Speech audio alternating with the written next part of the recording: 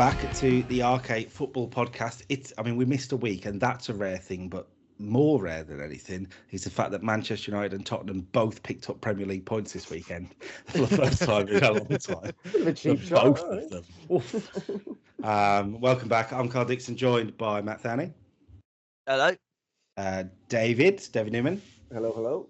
And Mr. Stu Irvine, who's probably on cloud 9 at the moment. Yes, 100% on cloud 9 right now. So it's quite interesting, actually, because we were talking in our group chat before about what we want to talk about. And I know, Dave, you said, let's just focus on title race. We don't have to go into too much of the other results. There's not a lot to talk about with the title race, is there? Do you know what I mean? Liverpool have won the league. They're just not official yet. Arsenal are fighting for Europe with everyone else. And that's it. Yeah. It's basically a top 4 race kind of thing. The most interesting thing in this season is basically a top 4 race. You got Bournemouth and Newcastle, teams like that in there, Notts Forest dropping points, and maybe the relegation battle, and that's about it. The title race is, I don't know, Stuart's, I think it's pretty much wrapped up, isn't it? Especially after today. He doesn't want to say yes. He does not want to say yes. After that winning at City, we're in a very good position. I mean, even Liverpool can't throw this away, surely. He sounds like a player in the post-match interview, doesn't he? Like, we take it game by game. I have been burnt so many times and seen this in so many title races. Well, if you call this a title race, but like it's until I literally see it's official, I'll always be a bit nervous. But it looks good at the moment. I got to be honest. It's 11 points. Oh yeah, especially after watching that Arsenal West Ham game yesterday and how not great Arsenal were. Yeah. Gives me a bit more confidence that looks like it's only going one way. But yeah, I'll never 100% admit it, but it looks good. It's very good. That's it. I think it's not just how good Liverpool look at the moment, and the lack of injuries as well. I mean, players like Salah, Van Dijk never injured.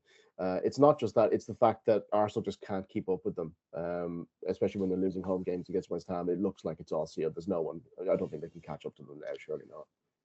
I mean, it's interesting. The question for me isn't, is Liverpool going to win the league? It's when are they going to win the league? Because you think of some of the early title winners. I'm thinking Chelsea 2004, 2005. I think they wrapped it up at the start of April, if I'm right. Do you know what I mean? How early are we going to go here that Liverpool will get over the line? Because with Arsenal dropping points all the time at the minute, City are, I mean, God knows. I mean, Chelsea lost the weekend. We'll talk about that in a minute. All the other contenders are dropping points. Liverpool are picking up points. You've got to think, actually, they're getting to the point where you're going, what's the mathematical thing now? 100%. I think, an ideal world, I would love it if it was like when the Arsenal come to Anfield, and if we win it, that's the title. That would be like kind of like the icing on the cake, you know. Properly, like we're beating you, and also we're on the title on the same match. But hopefully, it's wrapped up by then. Is it at the Emirates, that game? No, it's Anfield. Oh right, so it's a shame that Arsenal aren't able to keep up. I mean, if Arsenal can maybe gain some points on that match, which I think is the third last of the season, would be an unbelievable. That would be such a huge match. But I think by that stage, Liverpool will probably have it wrapped up. They'll have it wrapped. They should have it wrapped up. But what would be amazing, right? Incredible sort of scenes to see if Liverpool have it wrapped up before the Arsenal game the week before, and Arsenal have to give them a guard of honour coming out at Anfield. Oh, yeah, that would hurt. That would sting, wouldn't it? Absolutely.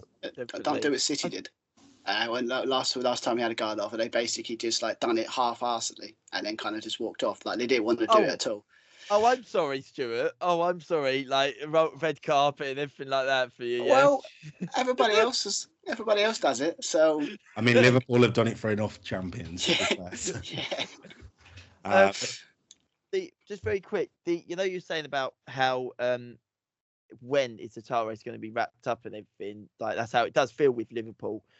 For me, how it's felt, especially within the last couple of months, is Mo Salah going to make this the best season a Premier League player could ever have? Is what is on my lips more than Liverpool win the title now. Like, because he keeps every week he's producing The good. I mean, he is. Mo Salah's had an incredible season again.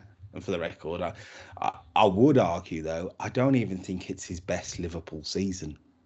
To be honest, when you think back to sort of the first time they won the league a few years ago, he was incredible that season as well. Mo Salah has been incredible for a long.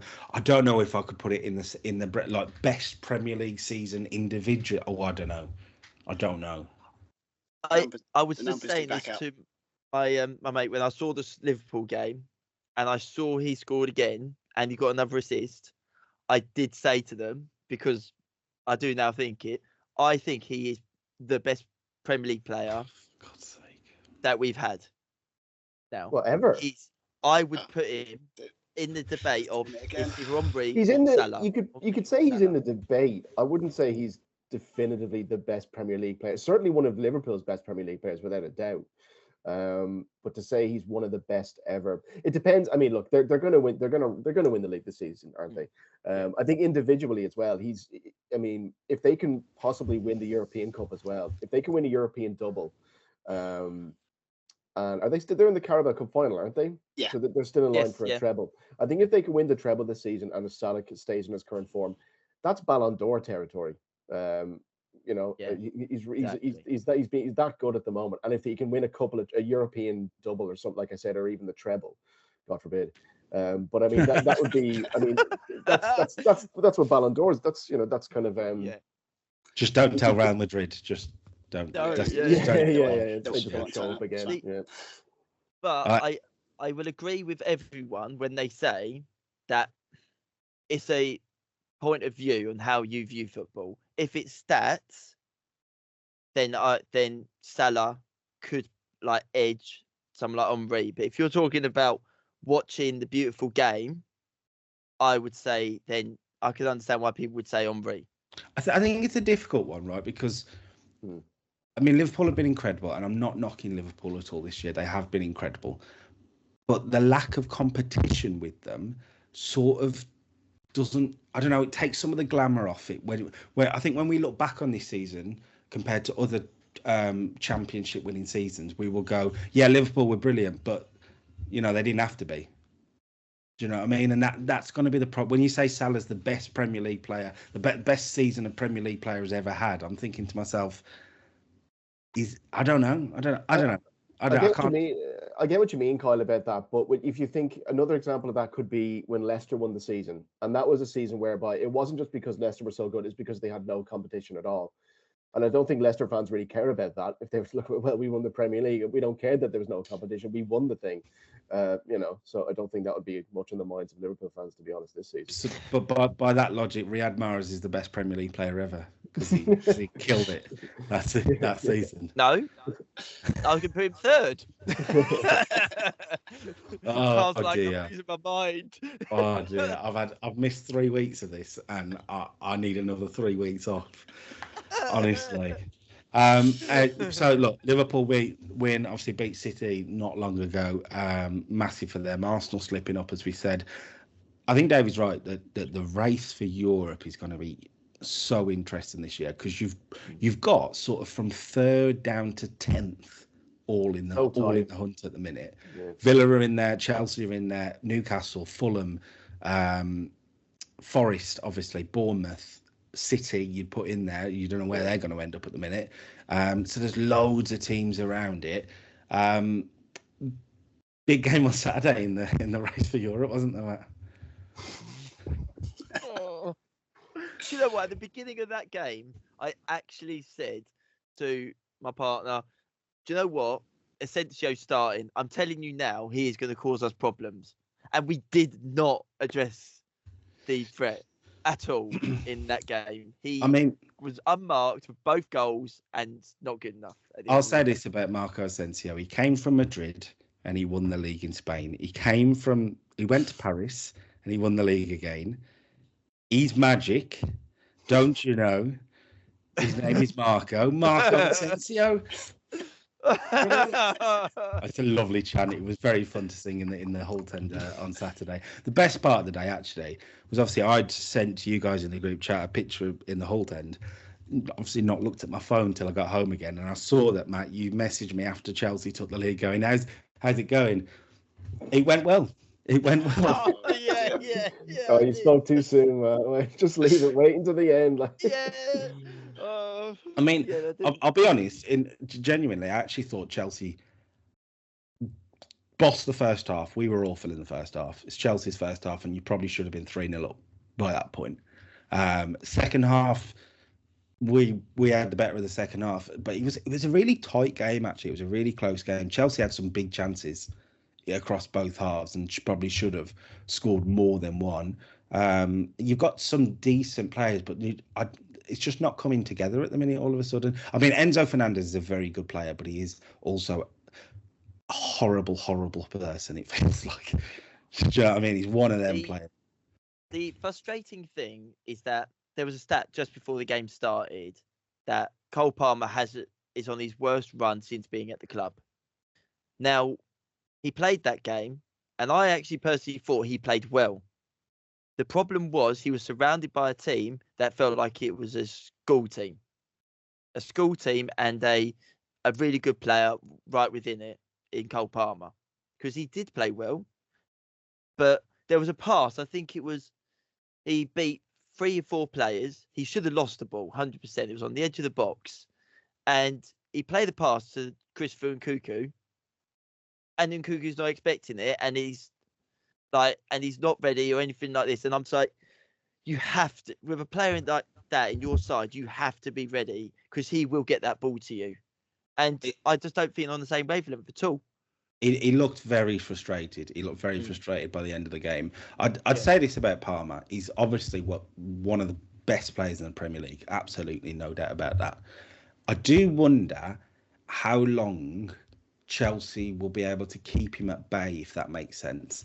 Because if Chelsea aren't going to be qualifying for the Champions League this season or next season, which I think they could, I'm not saying they couldn't, but say they don't, does he stay?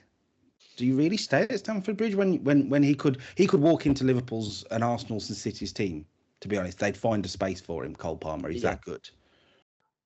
Do you know what I mean? Like the kind of player who would stay, and I'm not really basing that on anything in particular.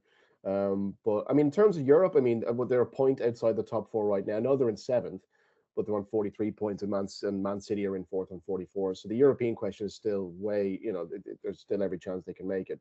But I don't think Palmer would be. I can't see why he'd be, so keen to kind of get out of the club if they miss out on Europe by a little bit. They have a decent manager there. I think you underestimate how much the Champions League means these players. To be honest, that's the problem. What I'm thinking is, say a Barcelona or a Real Madrid start piping up a bit of interest. Do you want to stay at Chelsea in the Conference League or the Europa League if that's where you are again? The thing is, if there's an offer sorry, Matt, go ahead. No, go on. You were going to say? Well, I was going to say, just if there's interest in him, if a club does come in for him, and if it's an enticing club, and if they're in Europe, then yeah, I mean, he might more or less want to go. But I think if there's no offers, I think he'd be perfectly happy to stay there and get Chelsea back in the top 4. That's what I mean. Sorry, Matt. I do think though that I agree with what you're saying there, Carl. If we miss out on Champions League again, and we might win the Europa League Conference League. Sorry, I always get that wrong. Conference League. Yeah, okay, then we go into the Europa League and we've got that next season, which would be good. But if we then do it again next season under a manager who, in my opinion, doesn't look like he knows what he's doing at all and has no plan B whatsoever at this moment in time, I do think at the end of next season, if we weren't to achieve or succeed in expectations, I could see him going, do you know what? I could win trophies by. I think that is the thing. The trophies will be the thing. I mean, City will come back next year, no matter what. And I think you could see a world where he goes back there eventually for the record. But look, these are all hypotheticals. We'll go on a tangent if not. I do want to pick up on what you just said there about Maresca though, Matt, because Chelsea are in a bit of a bad run at the minute. Not debating it. But he had such a great start to the season. They were fantastic for a very good for a long time. I think it's a little bit recency. That's the only thing with it. I would agree with that. I think if they start picking up results again and it changes, I don't know. He's shown enough that I think there needs to be a bit more time. Everyone has a bad run. It happens in the season. I would say I agree that we need to give him time. I would agree that we do need to give him time. Yes, I'm not saying that we need to sack him tomorrow and start fresh again, but he came from a Leicester side who only just won the title because they were awful in the second half of the season. Yes, we've had like the likes of Nicholas Jackson. He's currently injured, and he had that good connection with Palmer, which was helping towards that attacking threat. But even with Jackson in the team, defensively, we just do not look solid. And our recruitment process is wrong because we're recruiting in the wrong positions. If the owners actually had a clue of what they were doing, I would sit there and go, Maresca's the problem. But no, I think Maresca, he's not the right manager to take us to glory. Definitely not. But if we want to get back to those days, then the whole club needs to change. Everything needs to change. I mean, look, you make some good points about the club in general. I just think you're a little harsh on Maresca today, like because first of all, you can't judge him on what he did at Leicester because you give him the job on what he did at Leicester. But why not? Because why not? That's not his job. He did the job at Leicester. He won the league. Yeah, you're saying he only just won the league. I mean, he still won the league. Won the league. As well as that, job done. But Matt, would you be as down on the owners and the manager if you do finish in the top four this season? Well, this is my point. Most Chelsea if you only just finish in the top four, your hand off to get a top four place at the beginning of the season. If you only just finish in the top four, you're going to come on this podcast and say, "Don't like Maresca. We only just finished in the top four." But it's like I'm saying. I think that the only good thing that has happened recently with this really bad form is Todd Bowley came out and said that Maresca is safe. He's meeting our expectations, and he is, because we are still in the race for the top four, and we are in the chance of winning a trophy. So yes, he is meeting expectation. But I think that if we was to finish, say, fifth or get in the top four, they need to say they need to go to Maresca, right? What do you feel like we need? And actually recruit in the right places. And potentially, yes, then Maresca could produce something special after that. But I've got no faith in these owners. And that's why I just think Maresca, we're never going to get the best out of these managers. I think that's the thing. He's unproven at the minute. He's unproven still. And you're right. He is reaching expectation. I mean, even if you're finishing fifth this year, a fifth place finish for Chelsea this year is a step in the right direction. It shows consistency. Yeah. It definitely shows consistency. So I mean, we'll see. I think Chelsea. Chelsea are one of the teams I'm worried about as a Villa fan in this race for Europe, because I think Chelsea will go on a run and then they'll pick it up. They can pick it up. If they pick up 2-3 wins in a row, all of a sudden they're going to really go on a run. Chelsea. That's the thing. Well, we've got Southampton and Leicester, our next two games. Yeah, you think we should beat both of them, both at home as well, and that'll get confidence up, and then fingers crossed from there. Because we are at that point in that race for Europe when you start looking at your final few games of the season, and I mean I was looking at Villa's last 6 games of the season, and it's ridiculously tough. By the way, it's we got to play Bournemouth away in there. We've got Tottenham at home. Yeah, we've got to play Fulham. We've got to play Man United at home on the final day, or Man United away at the final day. Even that's 4. That's a 6-pointer, surely, no? It's all right. We've got Newcastle playing. Easy on.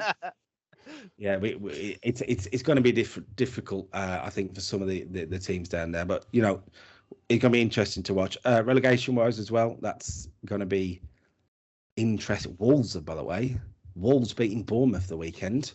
That's the result of the weekend, really, isn't it? Yeah. In terms of the relegation battle, for sure. Yeah, huge win for them. Takes them out.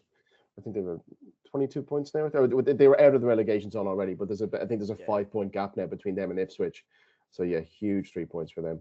I think this in Southampton down, Leicester. Probably. I mean, I it's think not they- quite probably. And then it's Ipswich or Wolves, isn't it? Really?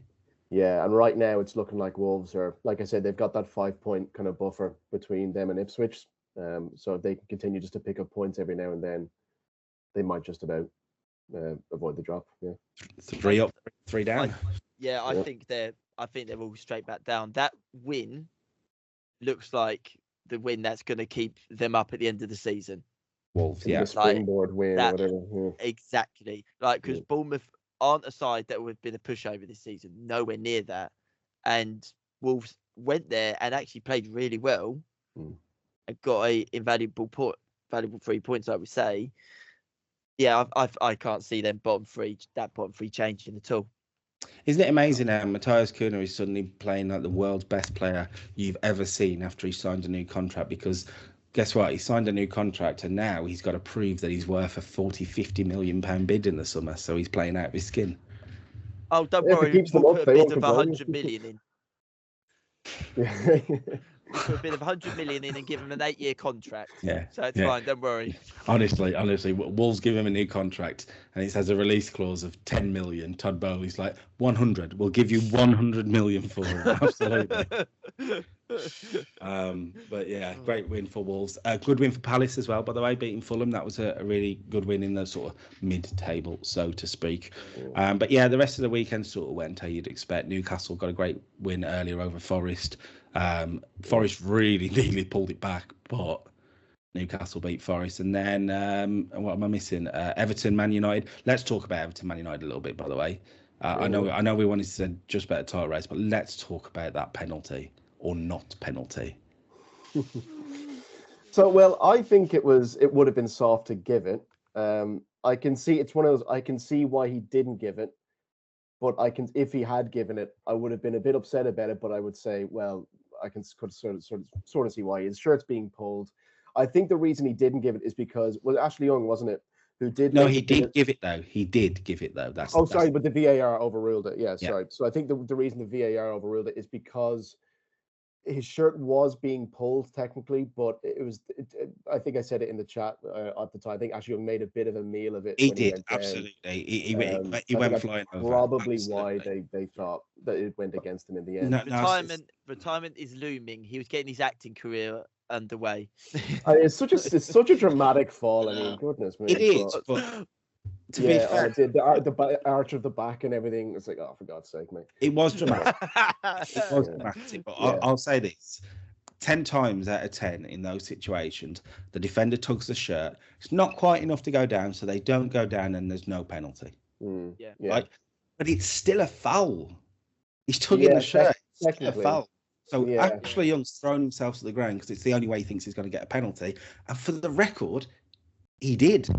The referee saw it and went, penalty. There's no way the VAR should have been. Did you hear the boo? The sound in Goodison when he ruled out the penalty. I mean, the boos in that stadium, I couldn't believe it was. Genuinely, for me, it is one of the worst uses of VAR of the season because, as you said, David, you've seen him given, you've seen him not given. Yeah, it could have gone either way. If the referee hadn't given the penalty, I would be saying the VAR still shouldn't get involved because it's the referee's decision. There is no way that referee had made it clear and obvious. Clear and obvious, exactly. Yeah. That's clear and obvious. I think in terms of the match itself, Everton deserved to win the game, really. I mean, especially after their performance in the first half and how bad United were. I mean, really, really bad. Defensively, they were atrocious. Shocking. I mean, the second goal, Onana, the ball's high up, and Onana's just standing there. Jump for it. I think people were giving Maguire. Like, oh my God. Yeah, I saw people giving Maguire stick. Like, why didn't he jump him and header it? Why didn't Onana? He can use his hands, by the way. Why didn't he not delivery? That's the whole point of the keeper. I couldn't believe it. Yeah, it's such a soft goal to give away, and just sums up the bloody season. This guy was in the Champions League final. Yeah, like he was in the Champions League final. Yeah, he's not having a great post-Christmas. He's not been looking so great. He's a good shot stopper and everything, but yeah, he's not been having a good one since Christmas. We spoke about United before that, right? But there is something to be said about how mentally destroying the club is for people, players and managers and whoever who go there just all of a sudden look like they can't play football and don't understand the sport. And you have to wonder, like, what is it cursed? What is Casemiro, it's for example. And not even that. The opposite when players go away. There's continuous trend of players leaving the club on whether on loan or permanently. So you see, like obviously Marcus Rashford for Aston Villa, a couple of assists the other day. And he's the best player in Spain. Betis, he's had 3 man of the match performances. He scored 3 or 4 goals. Anthony, like, do me a favor. I honestly, but this has been ongoing. This has been happening for season after season of players who Sancho at Chelsea. I mean, players who come to United, they don't perform, and then they leave the club again, whether on loan or permanently, and it's like they were never there. It's like it was like a little blip in their career, and then they're back at it again. I think Sir Alex Ferguson has voodoo dolls. It's the only answer. He's gone. I am going to be the most successful that is manager. Clearly, and it's not. It can't be down to the manager because this has been happening from manager ever since Ferguson for the 4 or 5 managers that have been there. There's something rotten at that club. And I think it's the club though. I mean, you say about it's not individuals. I don't think it's the manager, like I say. I don't think it's even the players. There's just something wrong fundamentally with the setup. Honestly, that first half against Everton, they looked like they couldn't give. They just didn't care. There was no energy. There was no fight. There was no tactics. It looked like at some points it was just like it was all over the place. I mean, I don't know how they came back into it. And it was great, obviously, Ugarte getting his first goal for the club, and a good free kick from Fernandes as well. It was a point earned. If ever there was a point earned from a draw, I mean that was it. I mean, that United really did not deserve to get anything out of that game at all. You can see why Amorim, it looks like he's a shell of a man at the minute. Oh, he looks so haggard on that. You must get so frustrated because like he probably watches them week in week out in training and they look amazing and they're picking things up, they're learning, etc. And then they go out on a match and it's like they haven't trained.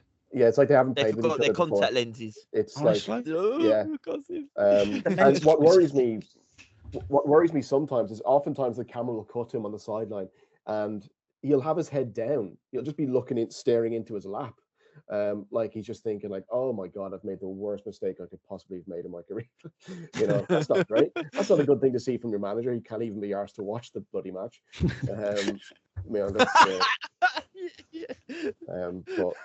don't blame him. Don't blame him. But like I said, I mean, positives for the club. Hold head. Honestly. Look at what you've done. But positives, it was good to get that point. Again, I don't know how we got the point, but we did. Next match is Ipswich at home. So Ipswich win. Yeah. Genuinely, I'm not even theoretically. I mean, no, I know well, you never know. United are so unpredictable at home, but theoretically, they should be buoyed by that the second half against Everton to get the point. They should go into that match against Ipswich positively and hopefully get 3 points. Could be a massive point for United at the end of the season against a relegation rival. It's not going to happen. I mean, I'm seeing people online legitimately saying, "I think United could get relegated." Like, do me a favor. Like, it's not going to happen. I mean, it's big 6 points. The catastrophizing that happens around this club when they lose, it's just ridiculous. Do you imagine though, if Ipswich and Wolves have gone an unbelievable wins last 11? Yeah. United are in trouble. Well, you're saying like all the signings they've made and they come into the club and they are a brilliant player, like we're saying Onana, Casemiro, Varane. All these players, they were brilliant before they come in and they're not good when they get there. Di Maria. Yeah, it goes back. Matthias de Ligt as well. Radamel Falcao. Bruno Fernandes is the only player that you sit there and go, he's still producing the goods. Yeah. Even though he's maintained the level that he had at Sporting Lisbon and gotten better. But he has had some shocking performances. I mean, he is the one against Liverpool a couple of seasons ago comes to mind. But you're quite right. I mean, but it's been talked about. It's been never done since Ferguson left. Is that players come in? Another one I can think of is Ibrahimovic. He was only there for about a season and a half. But when he came in, he was our top scorer in that season, and we won the League Cup when he got the winner against Southampton. It was the only other player I can think of who was kind of a positive. I think of all these other players that we buy, just like real rubbish, like Schneiderlin, Schweinsteiger, all these people are over. The players who are kind of past it. Falcao was past it. Just I don't know. Yeah, the recruitment has been so bad. But yeah, Bruno Fernandes is the one shining light, if you like. I mean, I'm gonna say something that's controversial. Actually, I don't rate Bruno Fernandes. I'm not a huge fan of Bruno. I think he's a good player, right? But he's not he's not he shouldn't be a Premier League team's shining star player. Do you know what I mean? He doesn't get in a City team, and he doesn't get in a Liverpool team. No, certainly not. He probably doesn't get in the Arsenal team either. On his best, when he's at his best, he could potentially. I mean, he's not captain material. I don't think he should be club captain anyway. Just how often he disappears in big matches. It's not really something. It's not good to see.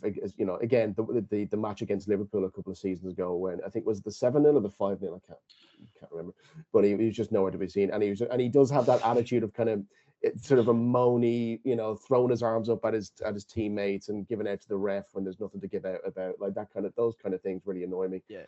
But he has a good. He can put in a good performance. He's got talent. City. He clearly has talent, and he's probably United's best player.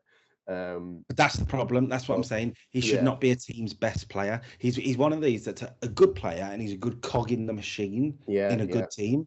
But he should. Do you know what I mean? He is a small fish being a big fish in a big pond. That's the problem. Do you know what I mean? And that's the problem with United in a way. Like he is good if he's got the right players around him, and he doesn't. Yeah. Really.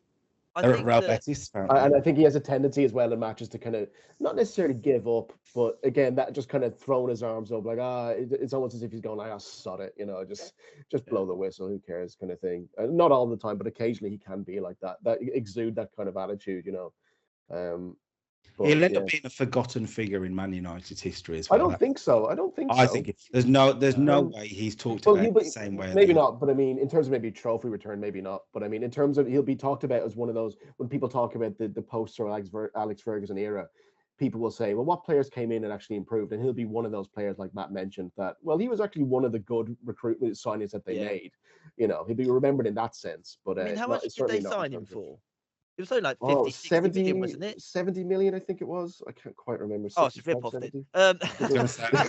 Doesn't help your conversation that 70 million you expect a world-class player, and well, Bruno Fernandes. But he has been our best player since we signed him. He's been your best player, but he's not world-class. That's my argument. I think he's not just below. I think just below world-class, isn't he? I think I think I get what you're saying there, Carl. Like, he's not a match winner. He's not someone you look at and go, he's going to win me the match. But he just doesn't. He absolutely perform can often enough. He just doesn't perform often enough. That's it. When he's at his best, he probably is world class. Yeah, absolutely. That game against City, the 2-1, he was unbelievable in that match. We see his best probably twice every 2 years. Yeah, he's just so inconsistent. Yeah. I mean, he is quite consistent actually. He's consistently He's been good this season, but it's still not consistent enough. Yeah, I'm not a huge fan of Fernandes. Really? No, I don't think anyone. I don't think a lot of people are, but But yeah, so Premier League. That's everything. Anybody else wanted to mention? Well, just very quickly, Isak. He's now hit 50 Premier League goals, and he's done it in 76 games. Like, he's done it quicker than Aguero. And he's done it quicker than Henry. Wow. I'm not going to sit here saying he's better than Henry. Just put it out there. Like, I'm not going to say it. Okay. Probably better than Luis Suarez as well. No, don't start. I did see the stat though that said he's now the highest scoring Swede in the Premier League, which is quite a cool little thing. Did anyone catch who beat for the record? Was it Ibra? No, it wouldn't be Ibra. He didn't score that. I'm gonna say. Oh, it must be. Oh no. Oh no. Larson. I was going to say Larson when he played at United. No. Sweet. So it's someone who actually had longevity in the Premier League. I'll say that. And for the record, the quiz episode will be coming soon, but this is it's a little taster. I had a name in my head there. Someone who played for like Palace or Fulham or some mid-table team. He played for a top team and won the Premier League number of times. God. Was he like a fringe player at City or something? Nope. No, well, he must have scored quite a few. If he can be. I think he scored a win in a cup final at one point. No, is that? No. But it's not Freddie. No, Freddie Ljungberg's not. Ljungberg. Oh, is he Swedish? Oh, right. All That's right. what some said anyway. So blame. Hang on. Is that a point in the quiz? Even though we haven't done it yet, is that a point in the quiz? No, certainly not. Oh. If you're getting a point, I'm taking a point for myself. Yeah. Just for no reason. Moving on then, speaking of Europe, Champions League draw happened on Friday, as well as the Europa League and the Conference League. But, Champions League is all that really matters at the minute. So, some interesting times. But what's actually really interesting is that all the English teams are on one side of the draw, which is not good news for our coefficient, is it? Let's be honest. But I will be honest. This format now that the playoffs have been finished and we're now at the last 16 stage, I have to say I don't like it. Right. I do not like it. And the reason is because Liverpool finished top of the league table and they're still facing someone who's a seeded team. Where's the benefit? Yeah, but that's of finishing top. But they're not. But no. Take PSG out of it. Yeah, sure, they're playing a seeded team. Yeah. But that's because that seeded team so underperformed in the league phase that they had to go through a playoff to get there. But it's also like the other thing as well. It's not even just Liverpool. It's also Aston Villa. Aston Villa playing Club Brugge. They played them in the league stage. I'm happy. I just think I'm not complaining. I'm very happy. I was going to say, Kyle, that's a dream draw. I mean, I could really see Villa getting. We should. All jokes aside, I will actually be quite disappointed if we do not beat them over 2 legs. The only reason they beat us is because Tyrone Mings picked the ball up in his own box. Genuinely, that is the only reason they beat us. We should have beaten them, but I think over 2 legs as well. Them at Villa Park, I can see us putting 4 past them at Villa Park. To be honest, when we're on our days, and then you look at the next round, and it looks like you could be looking at an all English tie there. Yeah. You'd want to hope Paris beat Liverpool in that case. You wouldn't want Liverpool. I don't know. Villa Park last week. Oh, come on. Come on. Marlon at the end, Stu. Marlon at the end had your honestly. That was you at the end of a match. Well, if it wasn't for Nunez not knowing how to put the ball in the back of the net, we might have got that 3-2. So. To be fair, you probably need to look at a striker to replace Nunez in the summer. Who's that guy that scored at Anfield for Salzburg a few years ago against you? It was really good, played amazingly well in that Champions League night. I think he scored twice. Was it Dar? Oh, wait, no, you signed him already. Yeah, for 90 mil. God. The one thing I do have to say about the format, like you would say maybe 3 teams that have really benefited from this format, and like you got Feyenoord, who probably may not even got to this stage if it was for the old format. Celtic disappointed Van Persie as well. Yes, they did, didn't they? I saw that actually. Yeah. You also got Celtic, who again they probably wouldn't have got to this stage, and were a goal away from. They were unlucky to go out. Yeah. Yes, yeah. And what was the other team? PSV. That's it. PSV. I'd actually put Villa in that bracket as well. For the record, I think if it was the old Champions League favourites where you play each other home and away and that's your 6 games. I don't know if we get out of the group. You'd be in the group of death. You would have been in the group of death. But then you go, isn't that good? Isn't it good that teams are earning their way into the next round more fairly? Yes, I do agree with that. I just think that if I was to change anything with this format, it would be the teams that finish in that top 8, well, maybe top 4, I would say, like, I would protect them a little bit more, like reward them with a team that is. I think it's a slippery slope, though. I don't know. I think what that does then is makes the top 4 teams, which to be fair, I can't remember exactly what the top 4 was, but I'm pretty sure Liverpool, Barcelona, and Arsenal, I think, were in that top 4. Arsenal. So 3 of the top teams in the world, right?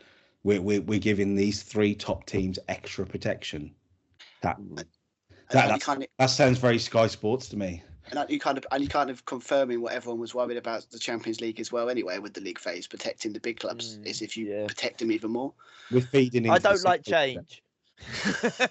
I mean, to be fair though, there was a real risk that with this new format, this was going to become the Super League, and the top 8 were going to be the top 8 teams in the world. So but you have to give credit to the likes of Villa, to the likes of Brest, to the likes of Feyenoord, and PSV and these other teams who have all of a sudden made the big teams go, oh, they're not just going to lie down and roll over. PSV who knocked out Juventus as well. PSG knocked out Juventus. Feyenoord beating Milan. I mean, Feyenoord beat Milan was a great story, by the way. In the sense, in January, Feyenoord sold their top scorer to Milan. Yes, I heard that. And then knocked them out of the Champions League. That's got to be Brilliant. But yeah, like I said, really good for Dutch football as well, by the way. Feyenoord and PSV both into these. I think PSV, but both into these sort of final round. Ajax through in the Europa League as well. One of these leagues that are sort of always on the precipice of the top 5 and never quite really kick into that league. So yeah, good for Dutch football. At this stage, we know the route to the final. What's the final? Let me pull it up now. I think, well, on the left side of the draw, I think the winners of that will be Real Madrid. So I think it'll be Real Madrid and possibly Bayern Munich in the final. Oh God, what a final that would be if that did happen. They always have great matches in the Champions League. I think Liverpool were going to meet Real Madrid there. Is that possible? Actually, Yeah, it meet him in the semi-final. Yeah. Oh, okay. I'll scratch that. Yeah, but I think Liverpool will be one of the participants in the final. I do.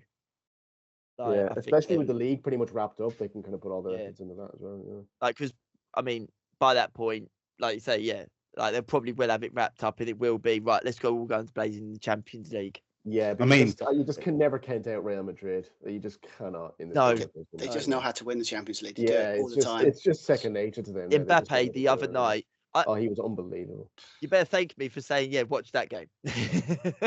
Yeah, exactly. Yeah, they did as well. But Mbappe is just. Is he at the minute? Would you say he's the best player in the world in terms of how they're playing right now? Would you say? It's funny. He started off the season a bit slow, and Real Madrid fans are notorious for getting on players' backs if they don't start strong. And the kind of local newspapers as well can be particularly vicious when it comes to players underperforming.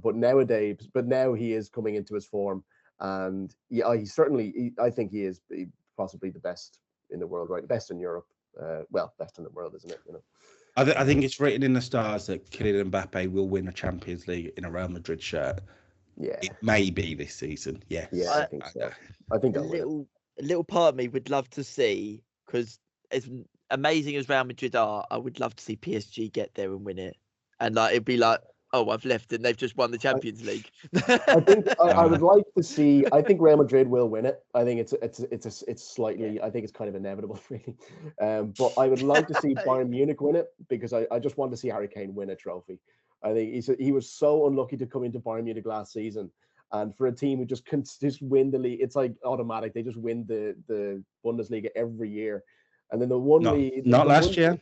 Not like, well, that's what I mean. The 1 year that he comes in or decides to move abroad, bloody Leverkusen coming out of nowhere, unbeaten with Xabi Alonso, and he doesn't win a thing. So I think for Kane, because I love Kane as a player. I think he's great. Yeah. I think he deserves a trophy at this point.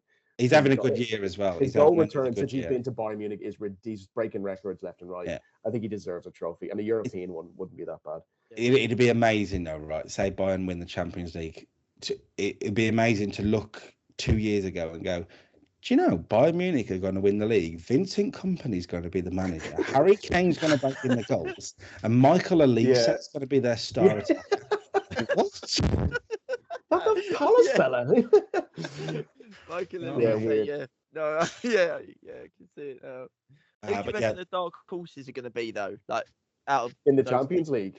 Yeah, like someone that's going to maybe go. I think Club Brugge have looked really good. It doesn't look like that.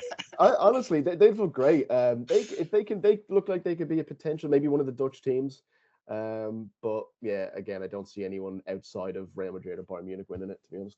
It feels weird to say dark horse, but I think I'd probably put Barca in that point.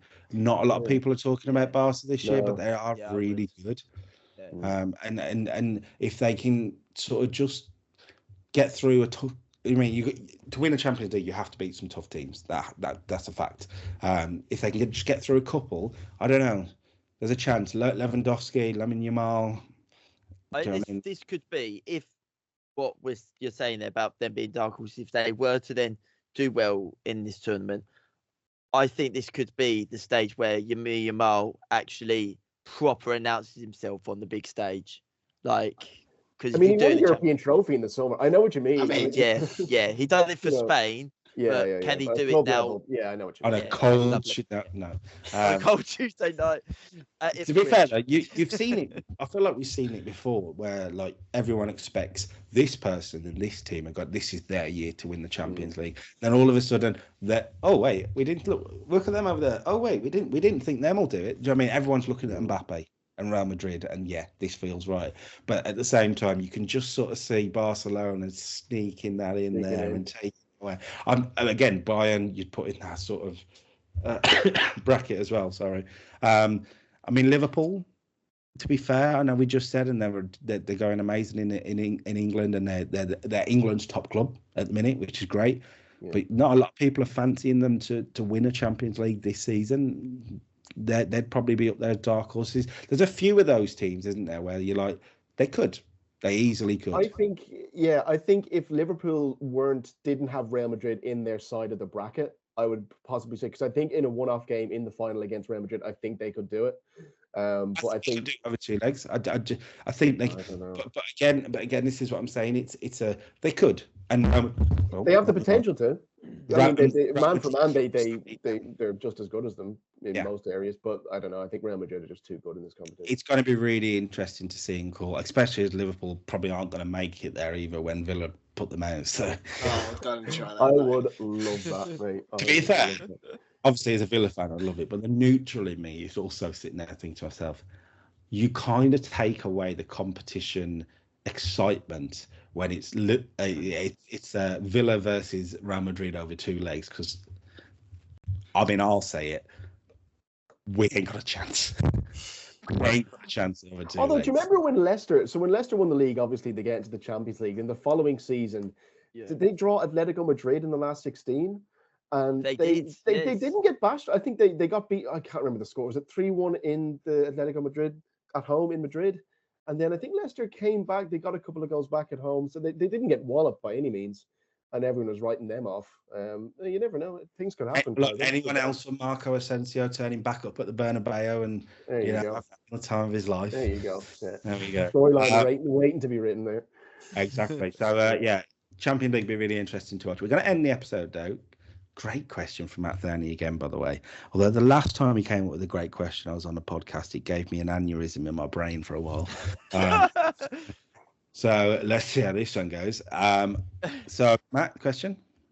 So I want each of you. So obviously we've got David, Man United, Stuart, Liverpool, Carl, Aston Villa, and then myself, Chelsea.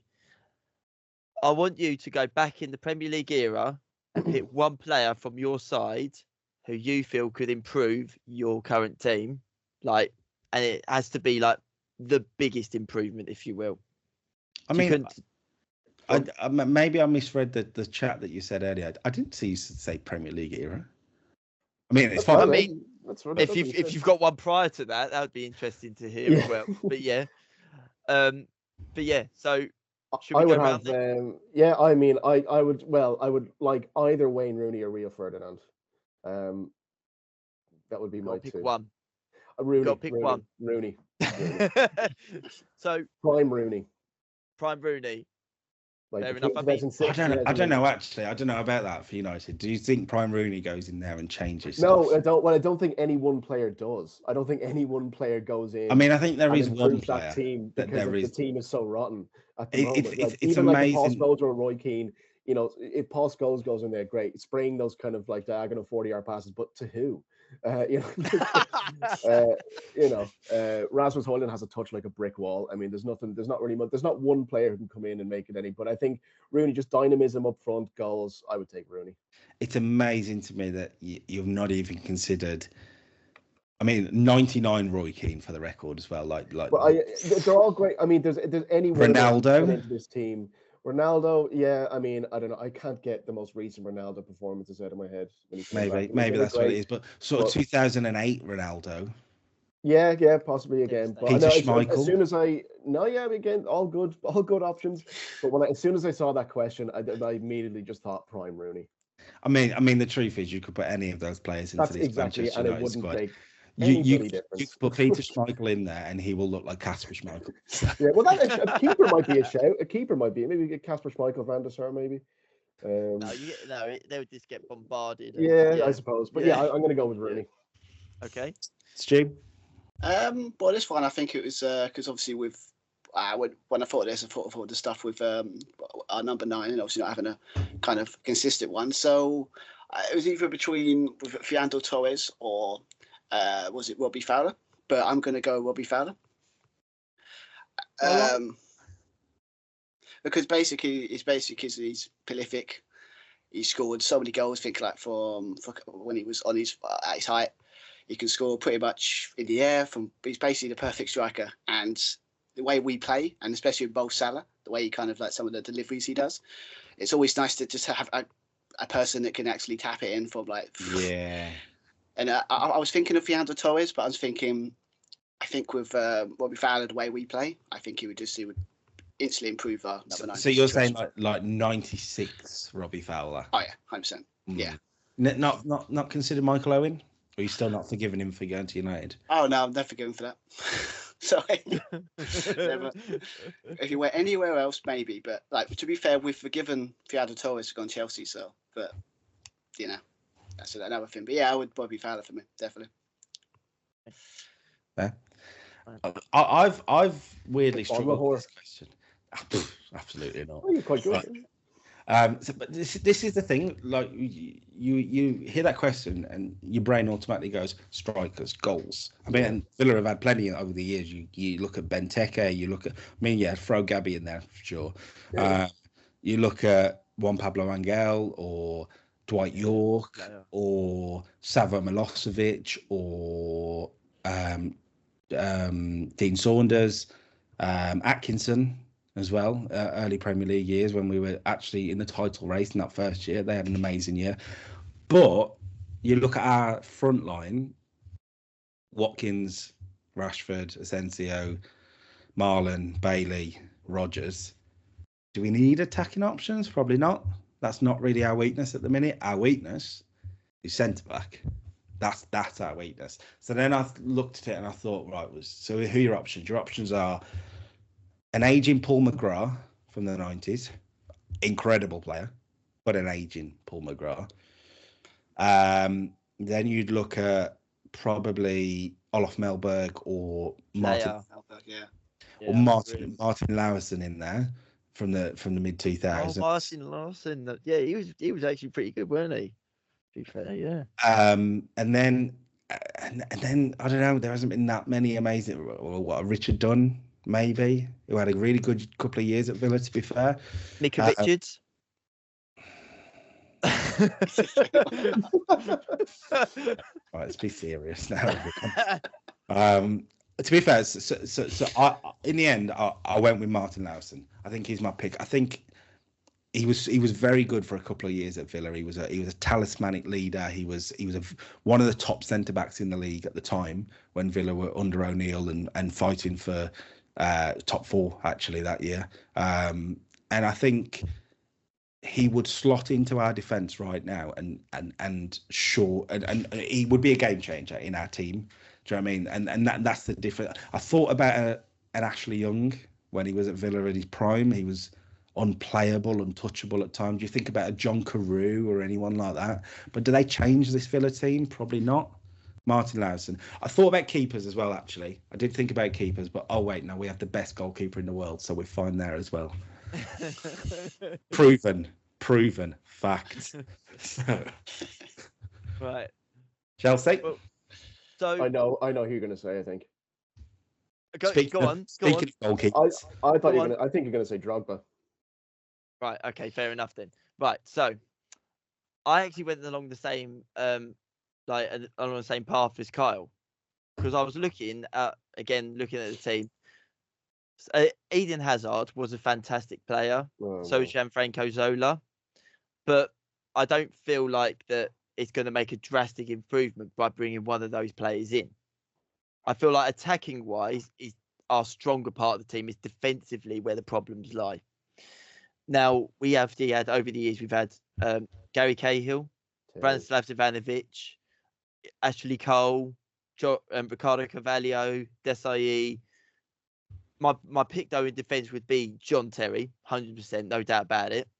But with how we have been this season, how inconsistent it has been between the sticks, it's got to be Peter Cech. It has to be Peter Cech. It's the most logical. Makes sense. Yeah, Your weakest because point. he would be bombarded with shots still, don't get me wrong, but you are getting a world-class keeper between the sticks there. And he will probably still concede in that team. Not saying he won't, but he looked so solid between the sticks throughout his time at Chelsea. And there wasn't a period where you felt like, oh, they've got to get rid of him now. Like, he always looked good. So as much as I love John Terry, and he does bring that leadership, that's the other thing as well, is the leadership that John Terry brings. And I feel like this team lacks so much experience and that leadership. And when we was winning against Aston Villa yesterday, we needed an experienced player to go, right, let's now shut off at the back, make a bit more of a unit, make us hard to break down. And it doesn't happen. So I am still going to lean for Peter Cech, though, because Robert Sanchez and Jorgensen are just awful. Like, they're just so bad at times. I mean, I thought Jorgensen did a great job yesterday. I'd like to thank him for the 3 points. Oh, is there a signal going on your call? No, I think Cech's absolutely the right call. I think Cech is without a doubt the best Chelsea goalkeeper there's ever been, in my opinion. Premier League. Balaga, no? He's amazing for Bournemouth. Yeah, for Bournemouth, it's like the Man United thing you were saying earlier. Like, they leave the club and then they do better. He's having a great season. He's doing well. Yeah, you're like, oh, come on. But yeah, the most expensive keeper ever. He is, isn't he? I think he's still. Yeah, I think he still is. Yeah. Probably. But yeah, that's ours. But let us know yours down below in the YouTube comments or wherever you're listening or watching this. Please do let us know, because we would like to know, especially if you the most obscure club, the better. By the way, I want to hear a Wolves legend get in there or whatever. Anything. I mean, legend. But yeah, Andy Gray, Diego Costa. Diego Costa. Diego Costa. Wolves legend. Wow. But yeah, the more the better. Let us know down below. And I think that's the end of the episode, guys. Yeah. But we may not quite be done. We don't know when this is going to drop, so I'm not going to say this week, but soon, we'll say soon, because we haven't recorded it yet, but soon there will be a quiz special. The 4 of us, David, the quiz master, Stuart, the contender, Matt, the contender, me, the winner. Oh. So yeah, listen out for that. Gladiators. Exactly. That should be good. That'll be a special episode coming out, not in our usual sort of Monday slot or whenever we'll get this out. So just keep an eye out. Make sure you subscribe. Make sure you are liking. Make sure you are sharing as well. We do have some bonkers opinions, some more bonkers than others, and it's always a good watch. So yeah, make sure you stick around. David, you want to say bye? I'd like to go last on this one. All right. Well, you want me to say goodbye? Yeah. All right. Goodbye. Stuart. Bye. See ya. See you later, everyone. All the best, guys. I'd like to say goodbye and up the Villa. Thank you. Cheers. Of course you did.